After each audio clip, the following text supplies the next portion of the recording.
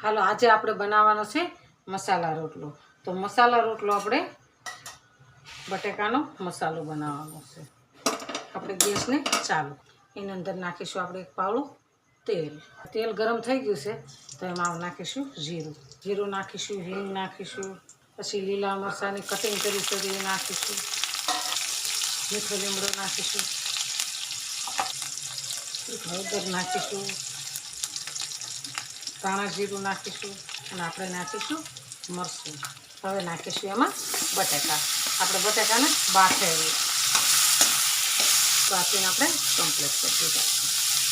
આપણે સ્વાદ પ્રમાણે નાખીશું ખાંડ, આપણે સ્વાદ પ્રમાણે મીઠું નાખીશું।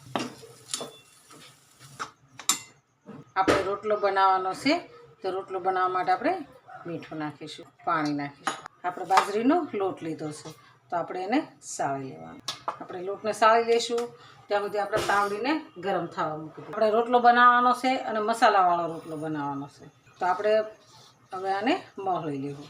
તમે ક્યારેય બનાવ્યો નહીં હોય અને કદાચ બનાવ્યો હોય તો મને કોમેન્ટમાં કહેજો। આપણે આવી રીતના પહેલાં કોરો મોરો મોહળવાનો છે। આપણે થોડું થોડું પાણી નાખતું જવાનું છે।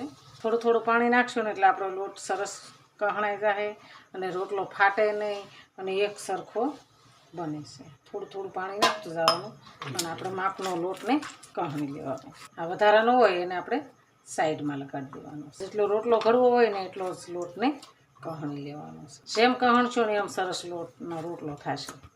આપણે એક રોટલામાં અડધો ગ્લાસ પાણી જોયું। હવે આપણે થોડું પાણી એડ કરીશું। પાણી એડ કરી અને આવી રીતના આપણે ફરીવાર ગોળ કરી નાખવાનો છે। આવી રીતના આપણે ઢાંકણી બનાવવાની છે, પછી પાછું ફરીવાર આવી રીતના ઢાંકણી બનાવવાની છે। પાણી તો આપણે હાથે જ રાખવાનું। આપણે અડધો રોટલો બનાવી લીધો છે, હવે એની અંદર મસાલો એડ કરવાનો છે। મસાલો બનાવ્યો છે એ અંદર એડ કરી દઈશું। એડ કરી અને આપણે ફરીવાર એને ભેગો કરી દેવાનો છે। ફરીવાર આપણે રોટલાને ભેગો કરી દેવાનો। આવી રીતના ભેગો કરી અને ફરીવાર આપણે વાળવા દેવાનો છે અને પછી આપણે રોટલો બનાવવાનો છે। પાછો ફરીવાર આપણે ઢાંકણી બનાવીશું। એવું લાગે કે જરાક પાણીવાળો હાથ તો કર્યા જ રાખવાનો એટલે આપણે રોટલાની શેપ સારો આવે। ક્યારેક આવી રીતના બનાવીને ખાઈજો, એકદમ મસ્ત અને સરસ રોટલો બને છે। આપણો રોટલો સરસ તૈયાર છે તો આપણે હવે તાવડીમાં નાખીશું। આપણે હવે એને ઉઠલાવી દઈશું। સરસ સડી ગયો ને આપણો રોટલો મસ્ત બને।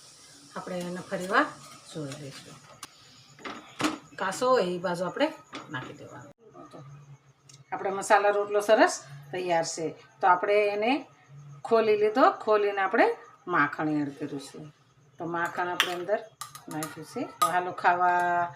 જો આ મારો વિડીયો ગમે તો લાઈક, શેર અને સબસ્ક્રાઈબ કરી દેજો।